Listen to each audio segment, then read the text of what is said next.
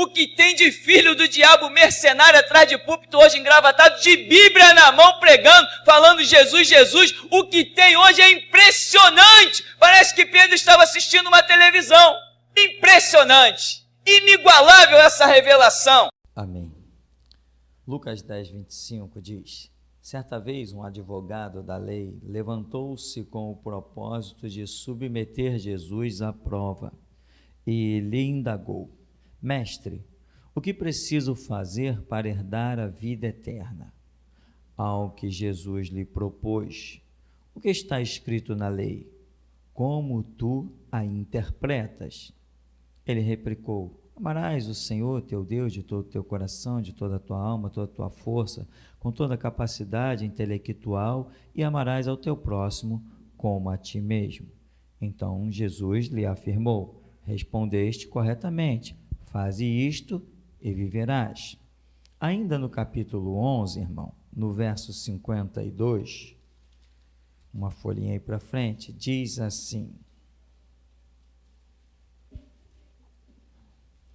ai de vós, advogados da lei, porque vos apropriastes da chave do conhecimento. Contudo, vós mesmos não entrastes, nem permitiste que entrassem aqueles que estavam prestes a entrar. Amém. Podeis sentar. Aqui essa versão King James atualizada fala advogado. As outras versões mais tradicionais dizem certa vez um intérprete da lei, né?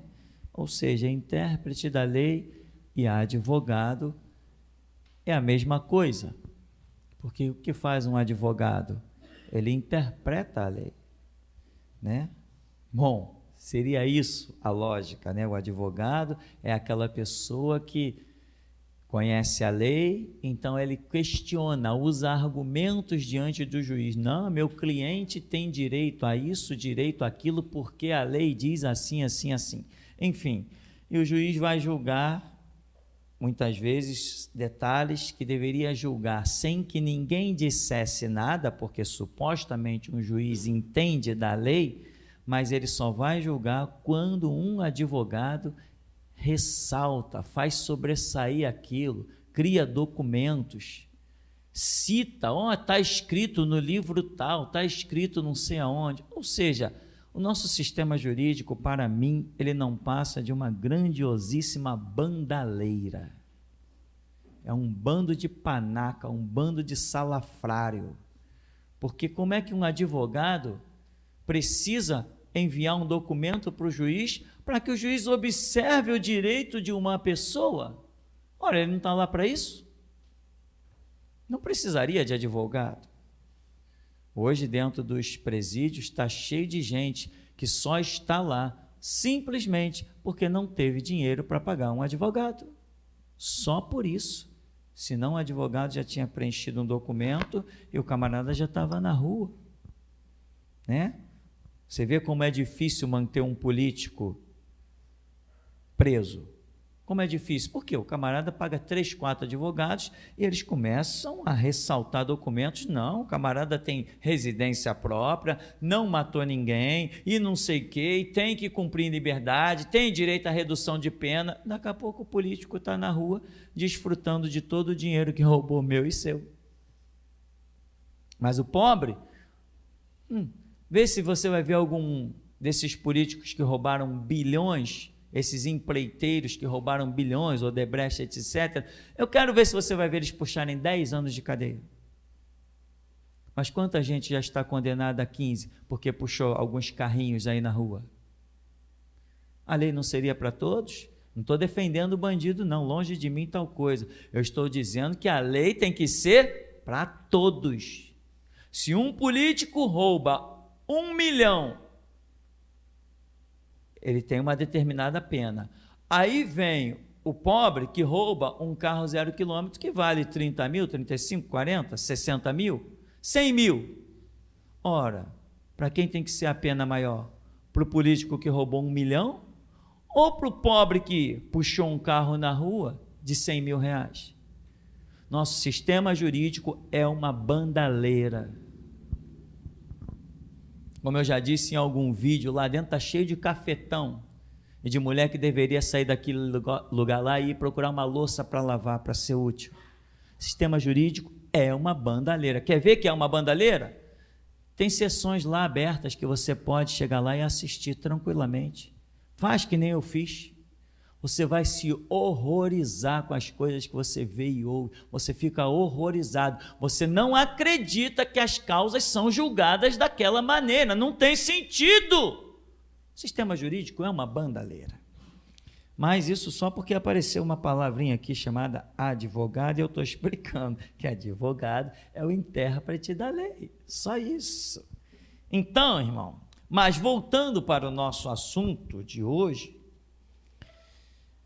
o que nós vemos? Alguém que chega e diz assim: mestre, o que preciso fazer para herdar a vida eterna?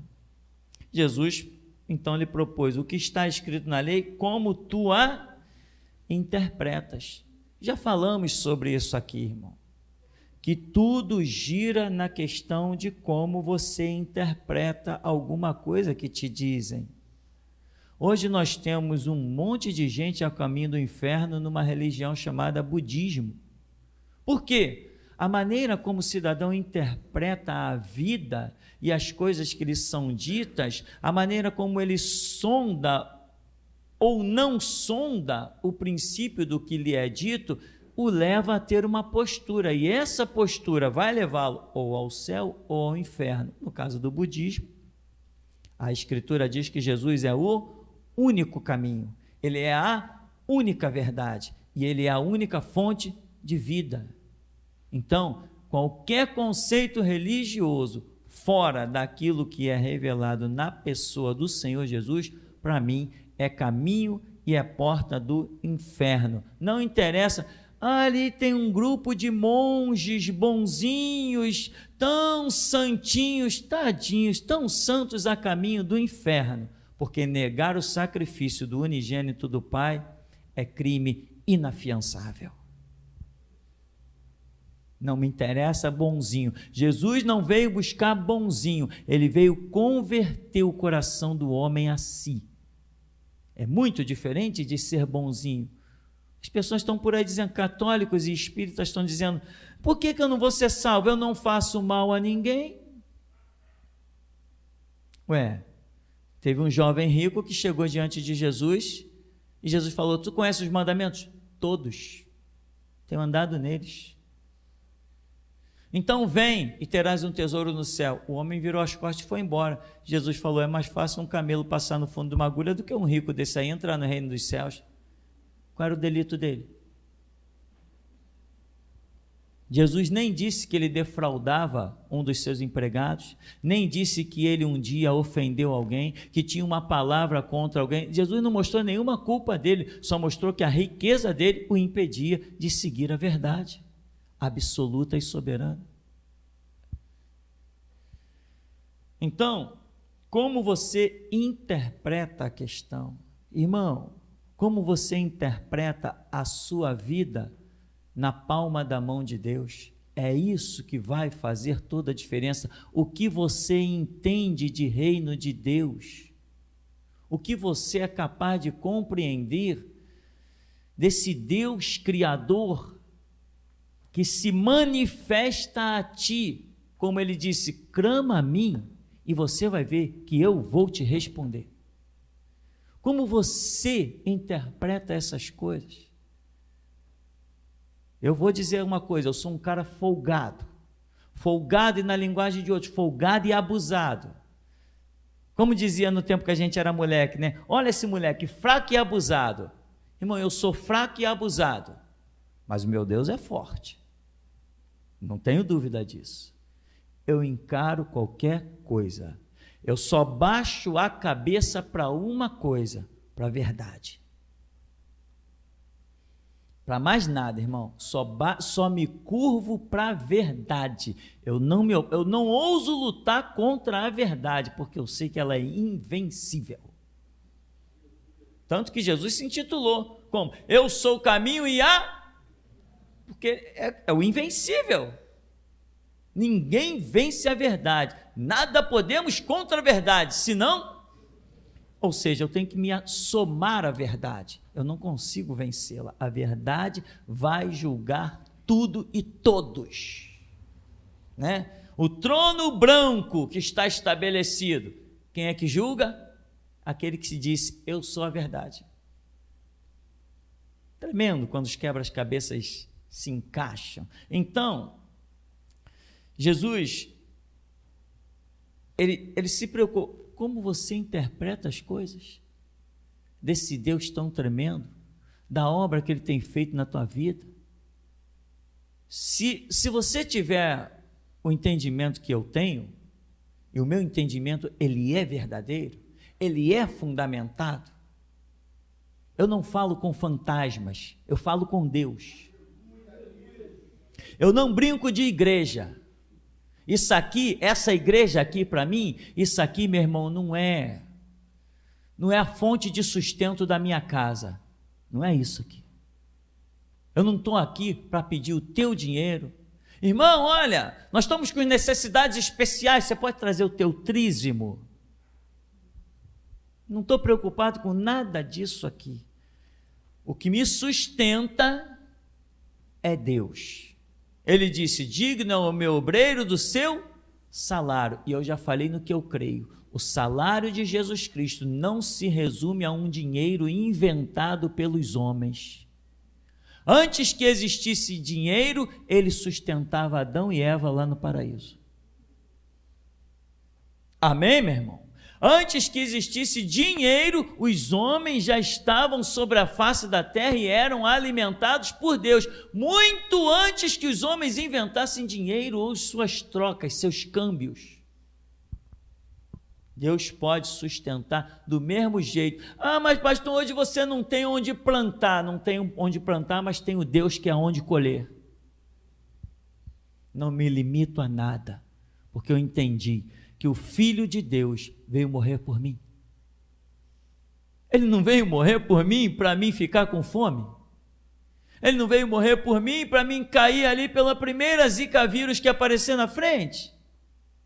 Apagar, morrer. Ele não veio morrer por mim para uma balinha de chumbo disparada de um revólver eliminar a minha vida. Oh, fatalidade. Isso é para o mundo, para mim não. Estou fora, estou isento disso. Jesus Cristo morreu pelos vencedores, não pelos derrotados.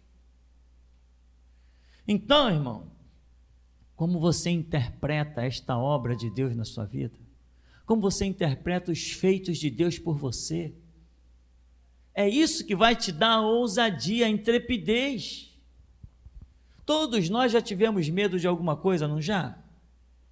Eu já tive meus medos também. Eu tinha medo de um raio cair na minha cabeça. Você pode rir, mas tempestade eu ficava, caramba, era tanta notícia. O trovão, tu sabe que o trovão estremece dentro da gente, né? A terra treme. É o deslocamento de um monte de hidrogênio, como é que chama essas coisas? Gases, deslocamento de um monte de gases atmosféricos, aquilo abala. Se você estiver ligado assim, prestando atenção, eu tinha medo até de um raio cair em cima de mim, irmão. Você pode rir, caramba, pastor, mas que medo engraçado. Era um medo sério. Até que um dia eu ia descendo a rua e deu-lhe um raio, aqueles de estremecer, quando eu sacudi, uma coisa soprou no meu ouvido assim. Tinha um amigo caminhando comigo e eu não vi ele. E soprou só assim, ó. Deus não te criou para um raio te matar. Eu falei, é mesmo? Acabou. Pode chover canivete, raio, trovão, meu irmão. O raio pode cair em cima da cabeça de todo mundo, na minha não vai cair. É a minha fé.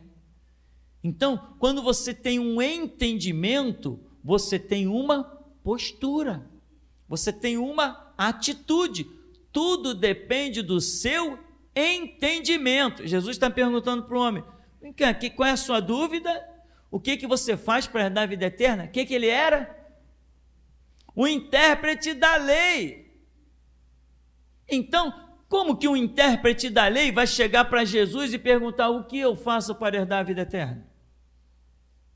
Se Jesus se manifestasse hoje aqui, visível, em carne, e todo mundo olhasse: ó Senhor, bendito é o teu nome, e aqui está Jesus, você acha que eu ia perguntar a Jesus: Senhor, o que eu faço para herdar a vida eterna?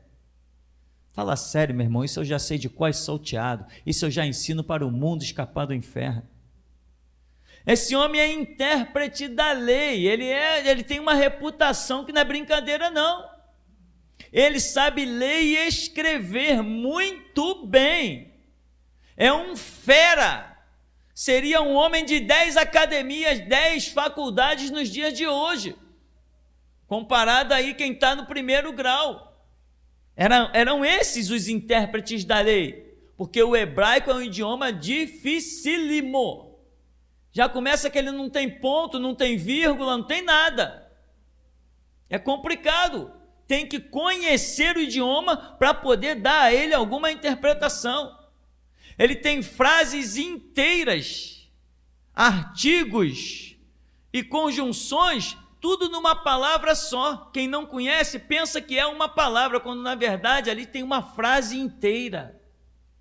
O homem, para ser isso aqui, ser classificado como um intérprete, um advogado da lei, ele era bom na escrita, na leitura, e muito bom, porque o hebraico é um idioma dificílimo. Ele tem convicção? Não tem convicção da salvação. Ele vem e pergunta para Jesus: o que eu faço para herdar a vida eterna? Se você visse Jesus, irmão, você faria essa pergunta?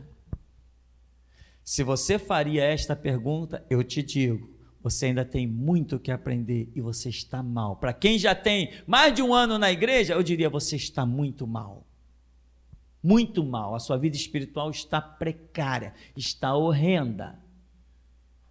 Porque nós não temos mais necessidade de perguntar qual o caminho da salvação.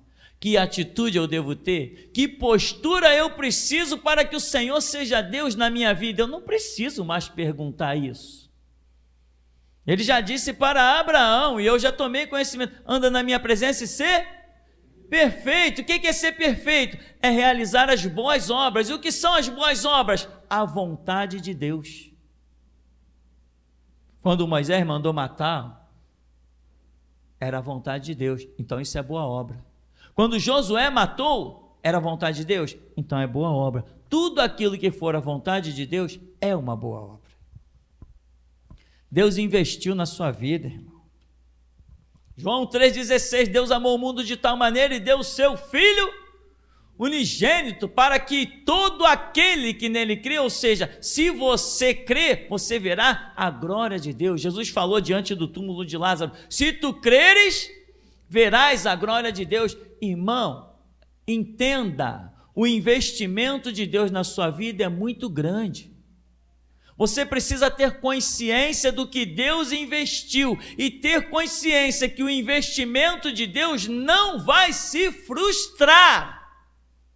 Você precisa desenvolver esses anticorpos dentro de ti, senão você vai naufragar. Diante da situação difícil, diante da dificuldade, o que você fala? Deus proverá. Mas quando vem a dificuldade, você se abate, vai para o canto chorar. Aí eu vou te perguntar: e de toda a Escritura, como você interpreta? Eu participei de uma igreja, ela comprou um terreno do lado, estava construindo um seminário. E a obra começou a tocar, tinha um engenheiro na igreja, que também era engenheiro da Petrobras, era membro de lá, e o homem começou a tocar a obra. Daqui a pouco chamou o pastor: pastor, nós viemos tocando a obra, mas olha, quando nós começamos a mexer aqui nas estruturas, nós nos deparamos com esse muro imenso aqui. E pastor, nós não vamos poder ir adiante, nós vamos ter que fazer a construção só até aqui. O pastor falou assim: poxa, mas o prédio do seminário aqui vai ficar muito apertado, vai ficar um espaço ruim. Eu falo assim: pastor, a gente pode dinamitar o muro. Era um muro daqueles antigos, com aquelas aquelas coisas largas de tijolo maciço. Eu não sei, a história era complicada, não tenho a visão exata da história, dos detalhes, tem umas décadas isso. Nós podemos dinamitar, mas aí o senhor tem que botar todas as casas em volta no seguro, porque dinamitar é complicado. Então a gente vai com a obra até aqui. O pastor falou assim: então faz o seguinte, vai realizando as outras coisas, deixa esse muro quieto aí. Ele chegou perto do muro e falou assim: já que nós não temos recurso, botou a mão no muro, Deus vai cuidar desse muro. Acabou. O dia passou, todo mundo foi para casa, acabou o expediente. No dia seguinte, o pastor recebe uma ligação: pastor, vem aqui na obra, o senhor tem que ver o que aconteceu. Você não tem ideia do investimento de Deus nas nossas vidas. Depois desse seminário, quando foi feito, eu estive lá dentro estudando de graça. Milhares de pessoas tiveram acesso ao estudo lá nesse seminário, porque o pastor falou assim para Deus: se o Senhor um dia me der um seminário, ninguém vai pagar nada, será tudo de graça. E Deus deu a ele. Quando ele saiu da casa dele, encostou o carro, que desceu, que ele olhou o muro, aquele muro imenso, aquela coisa absurda, o muro tinha sido inteiro, tinha sido arrancado do chão, com alicerce, com tudo, e tombado, e estava todo picado no chão. Santo de Israel. Foi só recolher os escombros e botar na caçamba para ir embora. O muro estava todo picado, ficou todos os empregados lá, todos os peões, todo mundo. Como? Ninguém nem quebraria aquele muro durante a madrugada. Eles saíram de lá às 17 horas. Quando chegou no outro dia, às 7, 8 da manhã, se depara com aquele muro. A vizinhança só escutou quando passou um vento e o barulho, bruft. Foi só o que a vizinhança escutou. Mas esse vento está à nossa disposição. O que Deus investiria na sua vida, meu irmão? Israel não tinha armas para lutar no deserto, saíram do Egito sem armas. Deus matou os inimigos no Mar Vermelho, mas deixou as armas deles flutuarem, de ferro. Espadas, escudos e até capacetes dos egípcios flutuaram, e o vento os levou à margem, lá do outro lado, aonde o povo tinha passado. Mas tem um segredo. Aquele rio, o Mar Vermelho, ele tinha uma corrente, e aquelas armas iriam para outro lado. Mas não importa para Deus qual o curso das águas, para Deus importa o curso do Espírito. E ele empurrou as armas de ferro dos egípcios por sobre as águas. Israel lançou, Moisés falou assim: pegai essas armas, porque nós vamos precisar delas.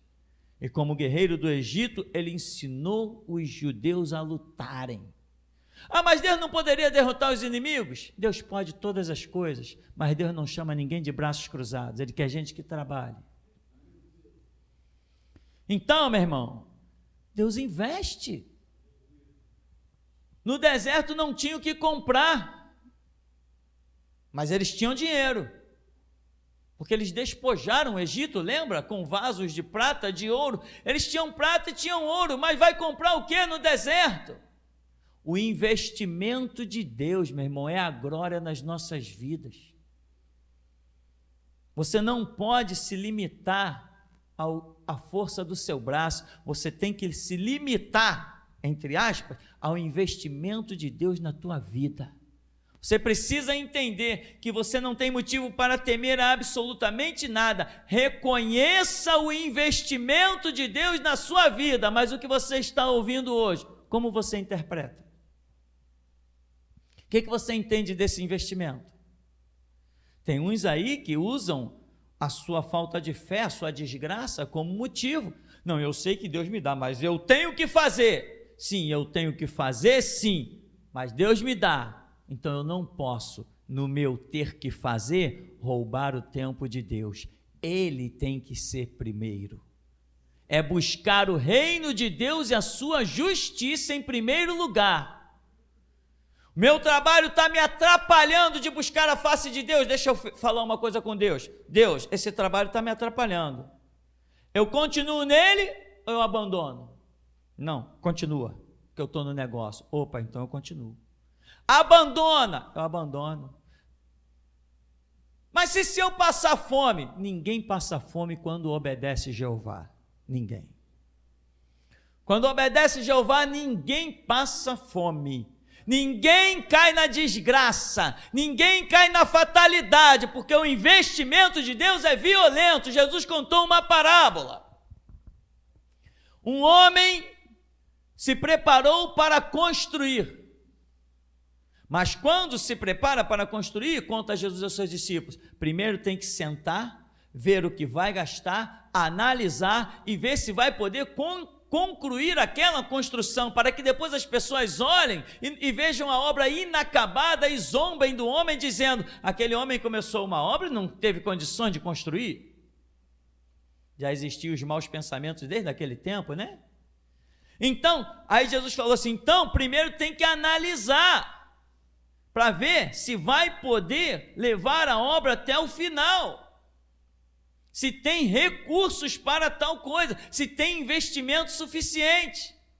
O homem senta e analisa, eu já falei e vou repetir, o homem dessa parábola é Deus, e o investimento de Deus nessa parábola é o homem. Deus olhou para você e disse, eu vou poder começar uma obra e tenho condições de terminar, eu tenho investimento suficiente. Então, meu irmão, se comporte como tal, aceite, interprete direito as coisas. Um Deus que sai do seu trono para fazer algo tão glorioso por cada um de nós, nós estamos de pé, não é por coincidência, é por milagre. O diabo está arrasando, arrebentando com vidas aí dentro, mas e a nossa? E nós que saímos do espiritismo e cuspimos na cara do diabo, por que estamos de pé? Nós que saímos do catolicismo, dos demônios do catolicismo, estamos de pé. Por quê? Porque Deus investiu em nós, irmão. Foi um investimento de Deus. E aquele que começa a boa obra, vai aperfeiçoar. Então, como você interpreta os feitos de Deus por você? Você recebeu um CD, você acessou um site, você sei lá, você chegou aqui, e aqui você tem tido seus sonhos, suas visões, suas experiências com Deus, está aí agora então, você tem que ser mais do que o que você é, você tem que entender isso. Ele começou uma obra, ele investiu, se ele investiu, caminhe dentro desse investimento, você é um investimento de Deus maior. A sua vida é poderosa para Ele, é preciosa. Imagina uma nação que vem fugindo de um exército. O exército olha lá na frente, olha lá, eles estão encurralados entre as montanhas e o mar. E Deus está olhando dizendo assim, vocês é que estão encurralados diante do meu poder. Aquele povo é o povo no qual eu estou investindo. Ninguém derrota aquele povo. Quer ver uma coisa? Balaque e Balaão sobem no monte, e lá estão os presentes diante de Balaão, amaldiçoa esse povo aí Balaão sobe para amaldiçoar e diz, contra a tenda de Jacó não vale encantamento. Como que vai? Mas eu te mandei amaldiçoar. Como eu amaldiçoarei aquilo que é bendito do Senhor? É Ele que põe as palavras na minha boca. Primeiro povo a receber 1.000 cairão ao seu lado, 10.000 à sua direita, mas tu não serás atingido.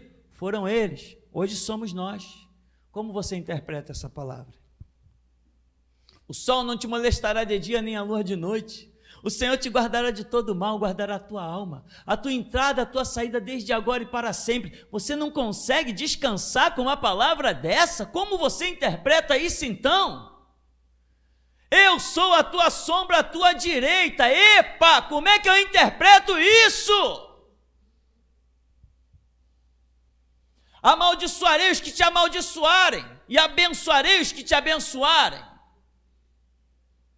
O Senhor é a fortaleza da minha alma, não temerei o dia mau. Como eu vou interpretar isso?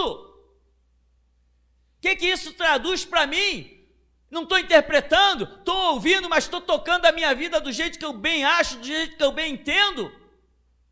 Se eu não parar para interpretar, irmão, vou passando pela vida. E a vida vai passando por mim. Mas nunca os nossos caminhos vão se cruzar. Então, você é um investimento. Deus faz de tudo por você, meu irmão. Aí vem o Egito. Vamos pegá-los. Cadê o povo? O mar abriu, lá está o povo lá na frente. Epa! E se fosse eu e você lá, será que o mar teria aberto? Se fosse eu e você, fugindo do Egito, perseguido pelo exército, aquele mar teria sido aberto? Do mesmo jeito? Então eu te pergunto, como é que você interpreta a passagem dos israelitas pelo meio do mar? O que isso significa para você? O Deus de Israel ou aquele é o meu Deus? O que ele fez por eles, faria também por mim e fará por nós na nossa geração. Ele é mesmo o mesmo ontem, hoje, eternamente? Ou o que fez não faz mais? Está adormecido? Ou como dizem alguns por aí, Deus está morto? Triste vai ser a hora que descobrirem que ele não está. Aí daqui a pouco Israel está lá no exército, morre Moisés e lá vem Josué. E as cidades em volta, os impérios, Jericó. Esse povo não vai conseguir nem atravessar o Rio Jordão. Não precisamos temê-los, vamos nos preparar e até eles conseguirem atravessar o Rio Jordão. E com aquele povo, quantos são? Milhares, mais de 1 milhão, não vai conseguir atravessar aquele rio. Como que essa gente toda vai conseguir atravessar o Rio Jordão? Aí vem o investimento de Deus. Quando eles chegam próximos, o Rio Jordão se abre para eles. Como você interpreta isso, irmão? Eu vou te perguntar. Se fosse você, no meio daquele povo, diante do Rio Jordão, ele teria se aberto também? Se Deus abre o Mar Vermelho, se Deus abre o Rio Jordão por um povo, se você diz que ele também faria a mesma coisa por você, porque mais do que aquilo ele já tem feito, Jesus Cristo tendo morrido na cruz por nós, mais do que abrir um mar, mais do que secar as águas do Jordão, muito mais ele tem feito. Como você interpreta o investimento de Deus na sua vida? Você tem medo do que com um investimento desse na sua vida? O que te apavora? Eu não sei do meu DNA, eu não sei se antepassados meus morreram de câncer, que problema tiveram, a mim não me interessa que o sangue de Jesus é poderoso. Então eu não estou preso no passado, eu estou preso ao meu futuro. Ele, vinde após mim, eu vos farei pescadores de homens. Eu tenho que andar naquilo que ele me tem proposto, não naquilo que o mal um dia propôs. Como você interpreta? Então, meu irmão, os inimigos diziam, eles não vão atravessar o Jordão, mas Deus investiu e eles atravessaram. Tiveram fome no deserto, vieram as codornizas e os alimentaram. Quando você não tem comida, como você interpreta? Quando você está diante da dificuldade, qual a sua interpretação? O que você interpreta de um homem doido que chega diante do seu arraial e diz, sol detente em Gibeon e tu lua no vale de Ajalon? Como você interpreta isso, meu irmão? Que investimento é esse? Eu quero te dizer, Deus olhou para a tua vida, viu que poderia começar uma obra, e Ele viu que o que depender dEle já está cumprido. Então faça a sua parte, interpreta esse negócio direito. Não interpreta no português, não interpreta no literal, não, interpreta no espiritual, porque o homem espiritual discerne as coisas do seu lado espiritual, e de ninguém é discernido, ele é chamado de louco, fanático. Como que alguém vai fazer uma oração dessa? Sol detente em Gibeon, tu lua no vale de Ajalon. Deus é tão tremendo que isso poderia hoje soar como uma loucura, mas Ele deu conhecimento aos cientistas, e hoje eles provam que o planeta Terra está atrasado 24 horas. A maior parte foi quando Josué fez a oração, que a Bíblia diz que o sol ficou lá no céu e não se deteve por quase um dia inteiro. E depois lá no relógio de Acabe, relógio de Acais, quando no tempo do profeta Isaías, o homem recebe a palavra que vai morrer, mas se humilha, Isaías volta e diz para ele: o Senhor ouviu tua oração, tu não vai morrer, Ele vai te dar 15 anos. Qual o sinal que você quer? Que a sombra do relógio se adiante ou volte? Ele diz assim: não, que volte. Voltou. Ou seja, o planeta girou ao contrário, sei lá que mistérios são aí. Eu sei que hoje os cientistas provam que o planeta Terra está atrasado em 24 horas na sua rotação.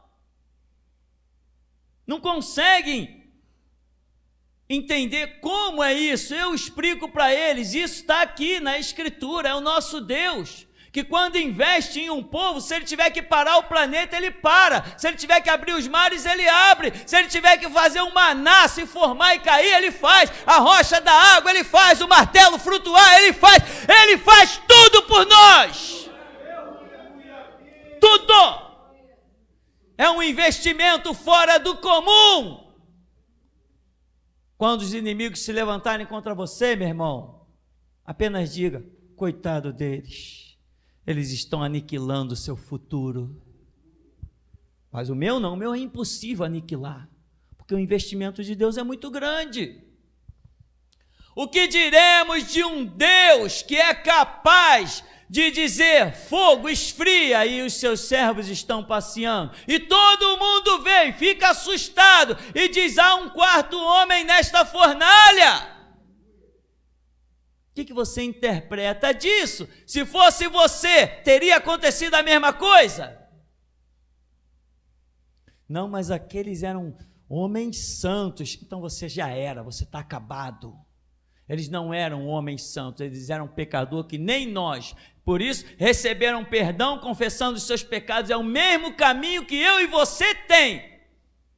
A Escritura diz que todos, o quê? Pecaram, incluindo Sadraque, Mesaque e Abednego. Todos pecaram, incluindo quem? Daniel. Mas você já conheceu algum homem que entrou numa cova de leão e saiu de lá inteiro? E se fosse você naquela cova de leão? Teria tido o mesmo resultado? Se você dissesse assim: não, eu não sou tão santo assim. Então, meu irmão, vai para casa, vai jogar videogame, vai procurar uma coisa útil para fazer, porque você está ocupando inutilmente o banco da igreja. Isso aqui é para aqueles que querem ver o impossível. Isso aqui é para aqueles que querem dizer assim: Deus, tu não deixaste Moisés ver a tua face, mas deixa a mim. Isso aqui é para esses, meu irmão. Eu não sei se eu vou ver ou não, mas eu tenho ousadia.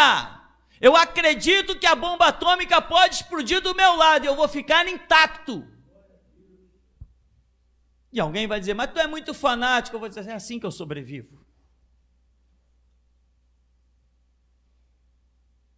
Você conhece alguém que consegue encarar um leão e um urso? Você conhece um garoto que possa matar um gigante? Você conhece alguém que trilha o vale da sombra e da morte bem amparado, que não faz nem diferença se é vale da sombra da morte ou se é oásis, se é paraíso? Você conhece alguém? E se fosse você, irmão, Golias teria caído do mesmo jeito? Como você interpreta? A questão, irmão, é como você interpreta, né? Lá está Felipe, que tinha um ministério de ser arrebatado de corpo e tudo. O Espírito Santo levou a um lugar e vai passando um eunuco da rainha de Candace, um mordomo, uma carruagem. Aí o Espírito Santo fala com Felipe: já chega essa carruagem aí. E ele chegou e viu que o homem lia o profeta Isaías. E ele perguntou para o homem o quê? Entendes tu o que lês?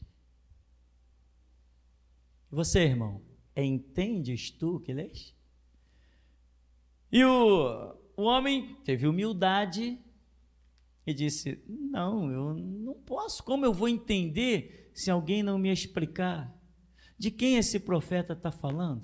Dele mesmo ou de outro? Aí Filipe começou na escritura, lhe apresentou Cristo. Aí o homem diz assim: eis a água. Olha, o entendimento dele abriu. A carruagem passou, ele ali a água. O que impede que eu seja batizado? Aí Filipe falou assim: não, é lícito se tu crês de todo o coração. Eu creio que Jesus é o Cristo, então vem cá ser batizado. Quando o homem saiu da água, cadê Filipe? E ele saiu feliz, gritando, cantando, louvando ao Senhor. Você entende o que da Escritura? O que você entende ao ler?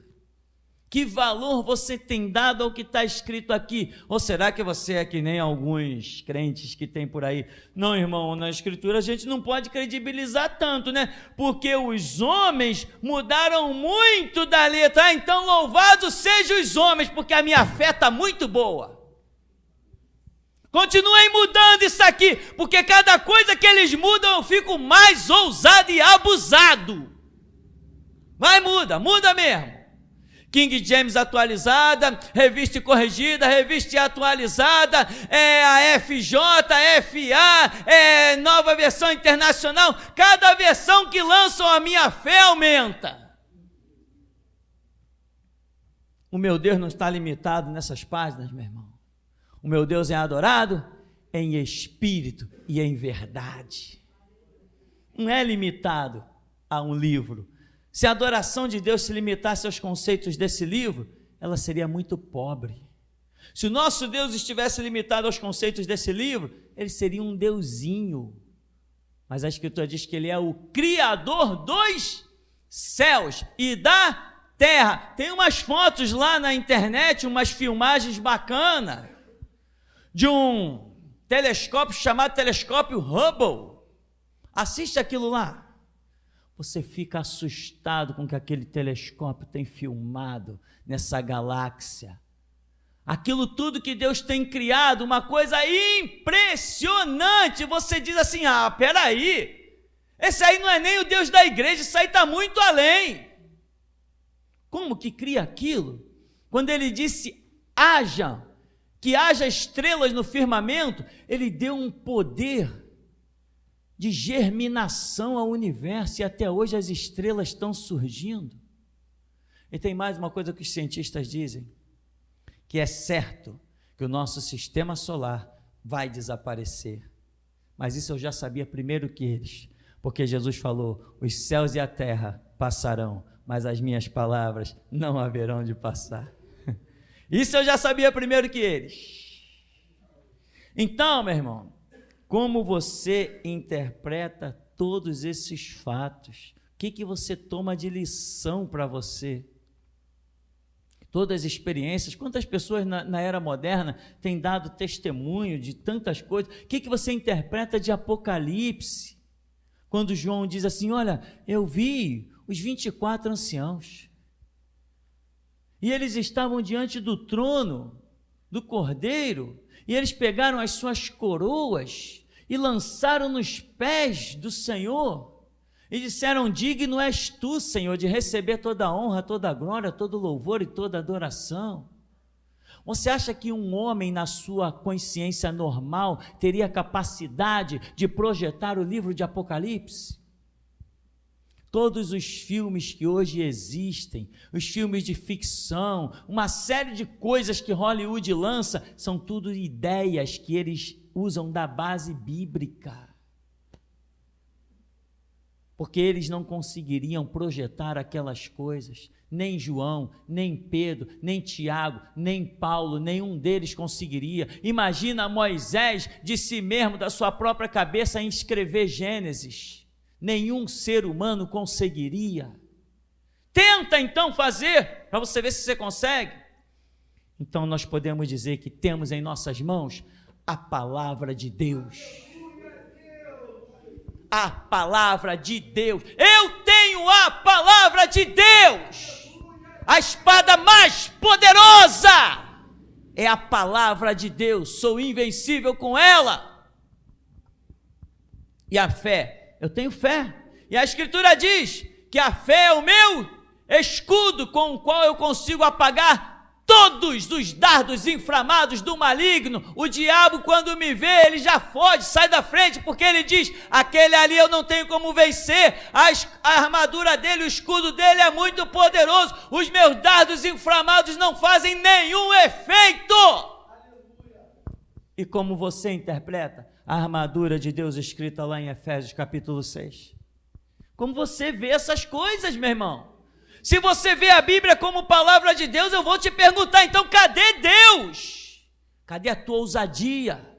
Cadê a tua valentia? Cadê a tua intrepidez? Diante dos perigos, diante das situações, onde está o teu Deus? Depende como você interpreta as coisas que têm acontecido. Como você interpreta a Bíblia, o que você lê, porque tem gente que lê a Bíblia só como uma história. É uma história, tem gente até que credibiliza, isso aconteceu. Não, nada disso. Quando eu leio que Moisés abriu o Mar Vermelho, eu não leio como Moisés abriu no passado o Mar Vermelho. Não é assim que eu leio dentro do meu espírito. A informação não chega num parafraseado com o verbo no passado. Quando eu leio, eu digo assim: Moisés abriu o Mar Vermelho, e aqui dentro está dizendo assim: Moisés continua abrindo o Mar Vermelho. O Deus de Moisés é o meu Deus. O Deus de Abraão é o meu Deus. O Deus de Isaac é o meu Deus. O Deus de Jacó é o meu Deus. Aquele que o Senhor Jesus falou assim: eu vou para o meu Pai e vosso Pai, então é meu Pai. Eu vou para o meu Deus e então é o meu Deus. Eu vou para o meu Pai e vosso Pai. Ele falou: qual o pai que, se um filho lhe pedir uma pedra, lhe dará um escorpião? Lhe pedir um pão, lhe dará uma serpente? Se vós, sendo maus, sabeis dar boas dádivas aos vossos filhos, quanto mais o vosso Pai Celestial que vos ama.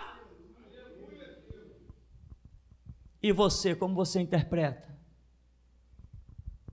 O verdadeiro amor lança fora todo medo. Você já entendeu o verdadeiro amor? Você já entendeu o quanto que Deus investiu na sua vida, meu irmão? Você já entendeu isso? O dia que muitos de nós entendermos isso, meu irmão, o planeta vai pegar fogo. Vai pegar fogo. Nós transtornaremos o mundo com palavras de sabedoria, com ousadia, e as pessoas vão nos dizer sempre o que disseram para mim: você não pode falar isso. Quantas vezes nós já ouvimos isso? Não, mas você não pode dizer isso. E o que eu digo? Direi até o dia que alguém for forte o bastante para calar minha boca. Essa é a minha resposta. Mas Deus vai te castigar. Eu aceito, quero ver o teu Deus me castigar, porque o meu é quem me abençoa. Eu ponho o meu Deus contra o teu. Não, irmão, mas eu sou crente também. Nós temos o mesmo Deus. Não temos, não. Não temos, não. Porque o nosso Deus difere de acordo com as nossas interpretações a respeito dele. É por isso que cada um anda segundo a fé que alcançou. Todo mundo está crendo mesmo nas coisas? Se beberes alguma coisa mortífera, não lhes fará mal. Que loucura! Deus investiu tanto em mim que eu posso tomar um veneno e eu não estou nem aí, é suco de laranja. É isso ou não é isso? É isso, não é isso que está escrito, eu vou perguntar diferente. É isso que o Espírito Santo tem te falado ou não? Pode esquecer o que está escrito, porque a voz dele é superior às letras, a voz dele é superior a um livro, a voz dele é superior a papel e caneta. O Espírito testifica com o nosso espírito que somos filhos de Deus. Filho de Deus não cai por bala perdida. Filho de Deus não tem pneu de carro estourado, carro capotado. Pode até ter, mas que eu vou sair de pé dançando e dando glória a Deus, vou. Filho de Deus é assim, meu irmão. Agora, como você interpreta? O que você pensa dessas coisas? Se você olhar para esse livro e dizer, caramba, tudo isso que está aqui, a abertura do Mar Vermelho, o sol que se detém em Gibeon, a lua no vale de Ajalon, o rio que abriu, o rio Jordão que abriu, o maná que desceu, a rocha que deu água, as codornizas, o exército que foi abatido, os 185 mil que foram mortos. Se você olhar esse livro e dizer assim, tudo isso é comigo. Se você disser que tudo isso é contigo, a sua vida tem que mudar hoje, aqui e agora. Mas se você disser, não, aquilo lá foi com Israel, aquilo foi com Moisés, aquilo foi com Josué, aí o Espírito Santo vai dizer assim, então tá bom, eu fico com eles, tchau. Por que Deus não faz as mesmas obras? Porque não encontra os mesmos homens, porque não encontra a mesma fé, mesmos homens quer dizer a mesma fé. Por que Deus não está mais soterrando os inimigos? Porque não tem mais Moisés para ir diante de Faraó e dizer, deixa sair o meu povo. Mas o dia que alguém se levantar e disser para Faraó, deixa sair o meu povo, eles vão experimentar não apenas 10 pragas, vão experimentar 1000. Mas se você se cala, se não houver clamor, irmão, não tem nada. Clama a mim e responder-te-ei e anunciar-te-ei coisas grandes e firmes que tu não sabes. Não tem clamor, não tem nada, tem só papo furado. Então, se você tem a visão correta da obra de Deus, o que é a obra de Deus?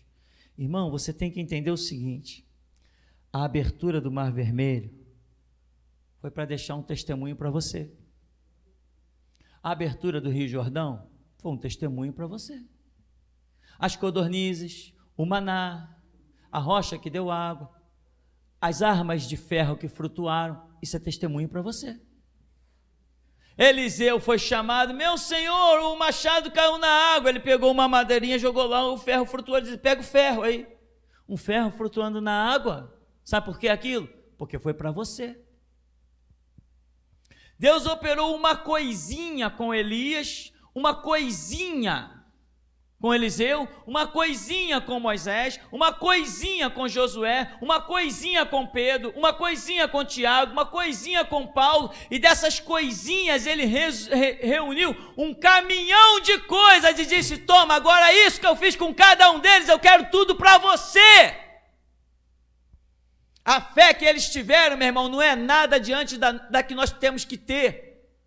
O que Paulo viu? O que Moisés viu?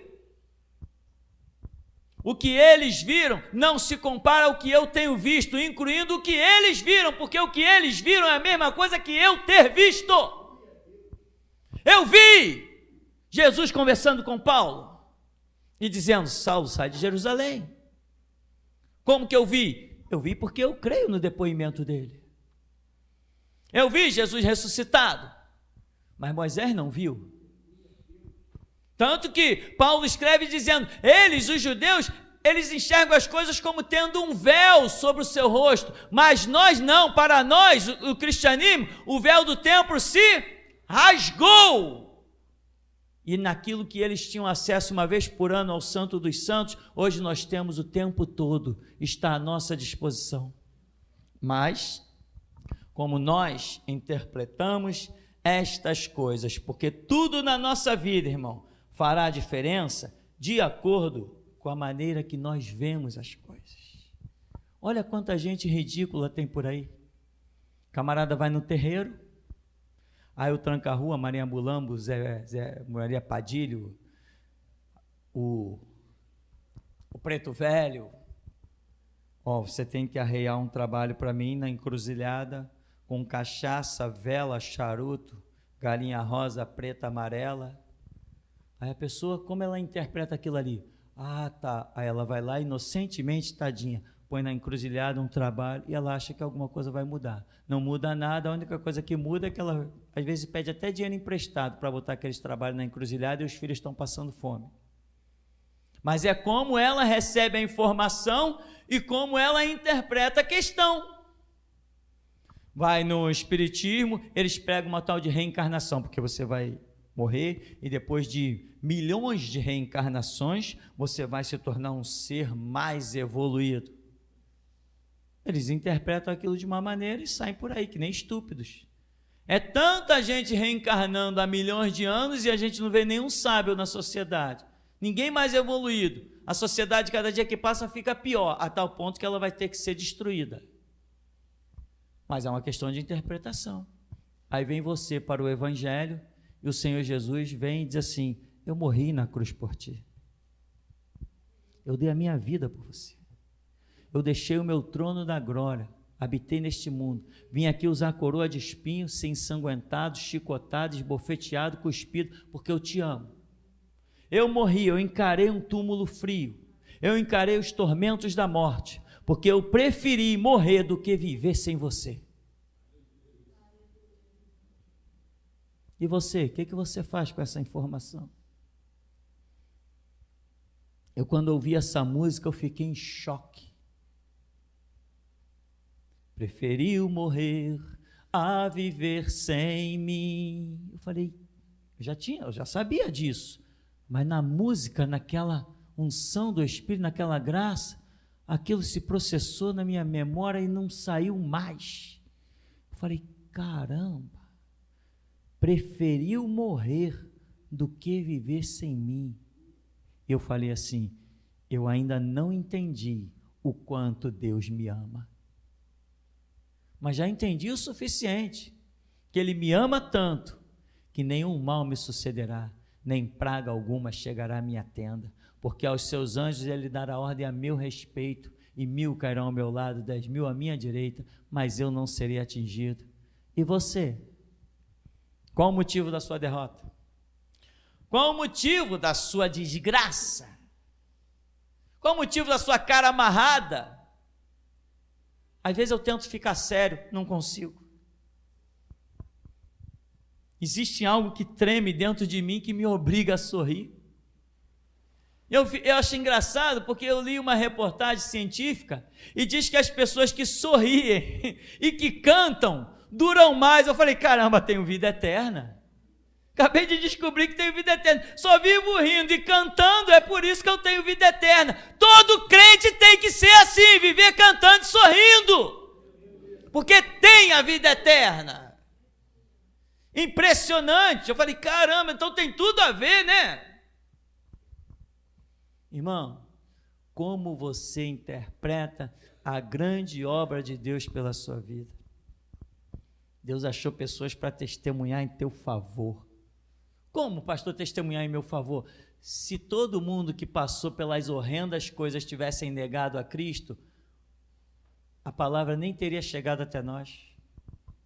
O que fez pessoas guardarem esse livro, esconderem, sabe, irmão, uma coisa em carregar dentro da sola de sapato, foi porque acreditaram. Ou seja, Deus começou a investir na sua vida desde os nossos antepassados. Diz Hebreus, né?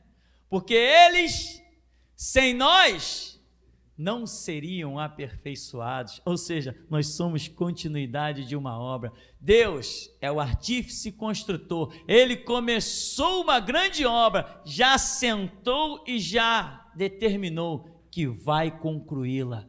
Começou com Adão e vai concluir com cada um de nós, irmão. E até aqui nos tem ajudado o Senhor. Paz, pastor. No início do culto, logo no primeiro louvor, Deus me mostrava que dentro da igreja chovia em cima dos irmãos.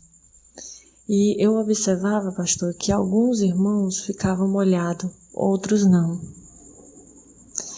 E em seguida, Deus me mostrava também um leão muito grande. Ele entrava pela porta da frente. E todos os anjos que estavam dentro da igreja, eles faziam uma reverência. Esse leão vinha, passava pelo corredor e ia até o púlpito. Ele se posicionava de pé diante do púlpito e olhando para a igreja. Foi o que eu vi, pastor. Paz. Pastor, Deus me mostrava também um homem. Eu vi esse homem de costas, orando. E ele, na oração dele, dizia assim, que não queria aquilo que Deus queria realizar na vida dele. Que Deus usasse ele em outra coisa, mas naquilo ele não queria. E ele, nessa oração, ficava relutando que Deus escolhesse outra pessoa para aquela obra e que Deus usasse ele para outra coisa. E o Senhor falava com ele que não era o que o homem queria, e sim o que Deus quer. Que esse homem ele poderia estar usando o seu livre-arbítrio de dizer um não, mas a obra de Deus ia ser feita. Deus vai levantar outra pessoa para fazer o que ele iria fazer, mas um preço alto esse homem irá pagar. Deus diz que está falando com esse homem que ainda há tempo dele voltar e reconhecer o seu erro, porque quem manda é o Senhor e não o servo. Paz, pastor. Deus me mostrava também, pastor, enquanto o Senhor orava por justiça, uma mesa onde tinha um juiz. E na mesa desse juiz tinha muitos papéis, tanto do lado direito como do lado esquerdo. E pastor, esse juiz, ele ficava espantado olhando para frente, quando ele via um ser entrando todo de branco. Esse ser vinha acompanhado de muitos anjos. E ele era tirado aquele juiz dali daquela cadeira. E esse homem de branco se sentava. E ali, pastor, ele assinava muitos papéis. Eu vi ele assinando muitos papéis. Foi o que eu vi, pastor. Paz. Pastor, Deus me mostra uma irmã. E tem um anjo do lado dessa irmã, colhendo suas lágrimas. E Deus diz que vê, pela madrugada, o seu clamor, as suas orações. E o anjo já está vindo com a resposta. Foi o que eu vi, pastor. Paz.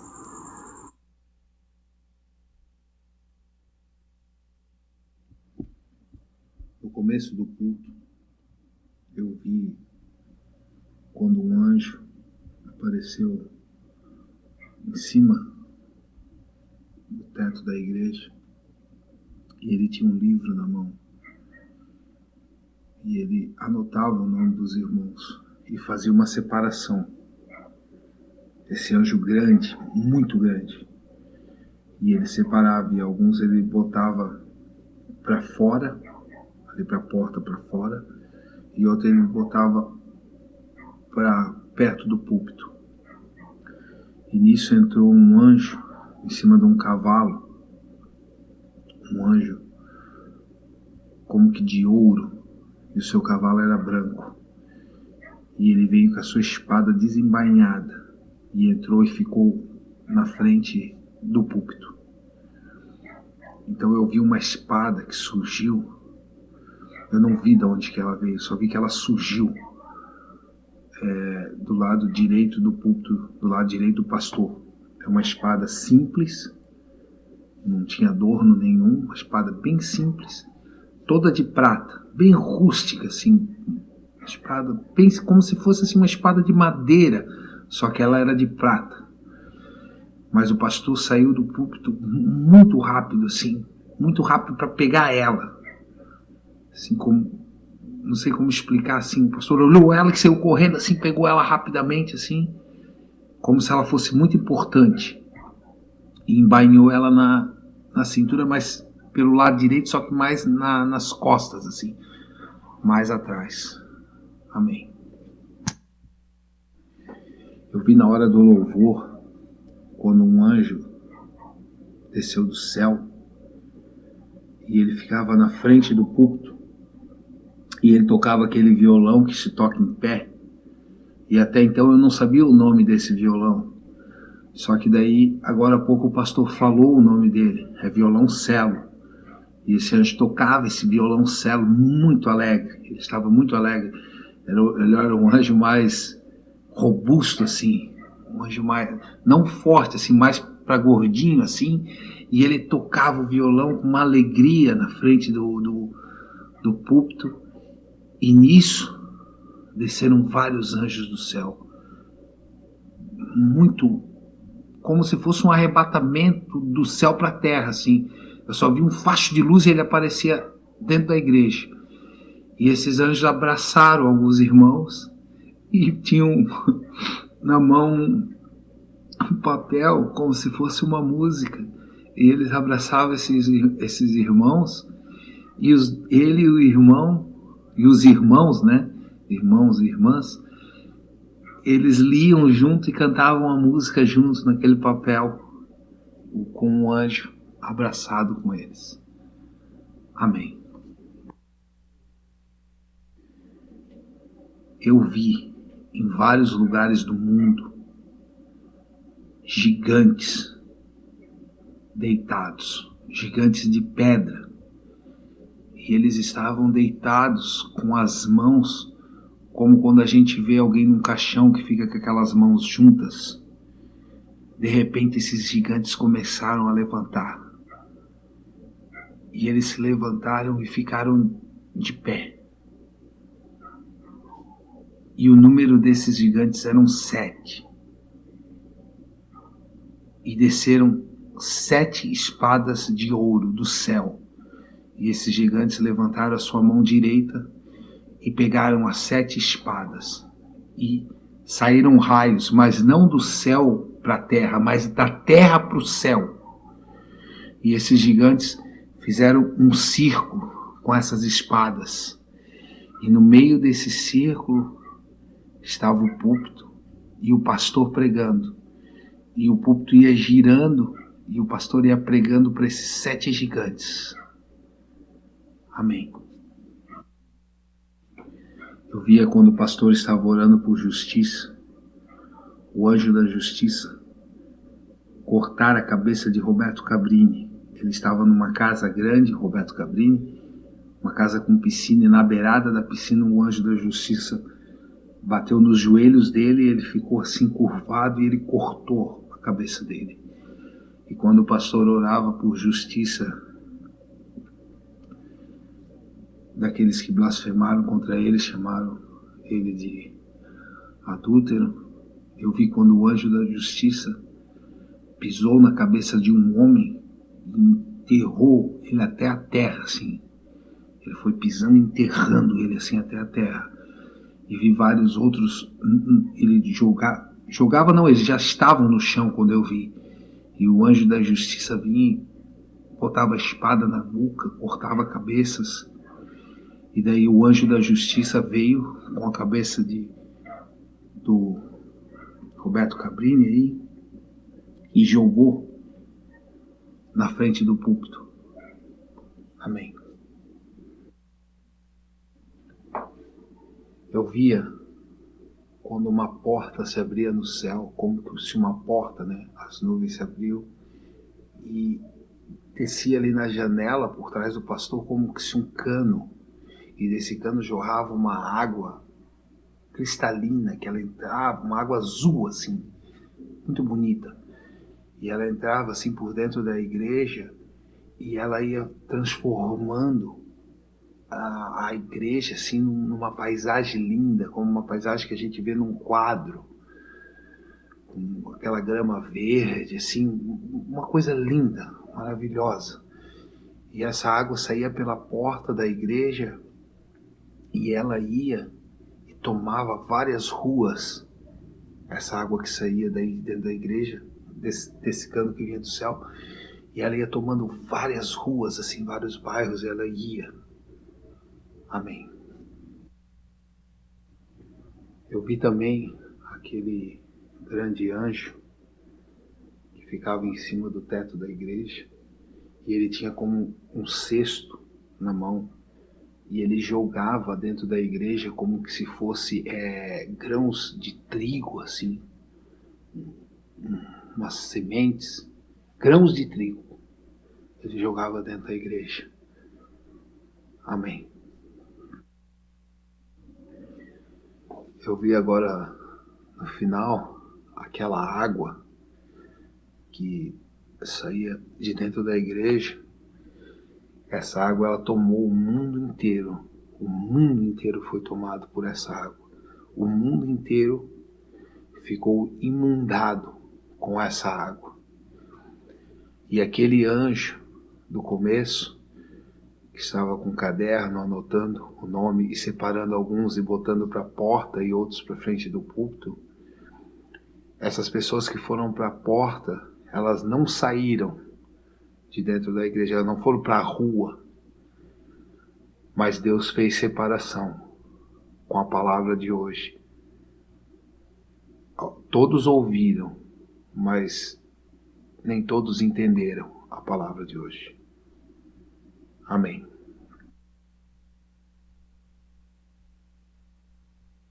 Aleluia. André, tem algo? Não. Malta aí tem?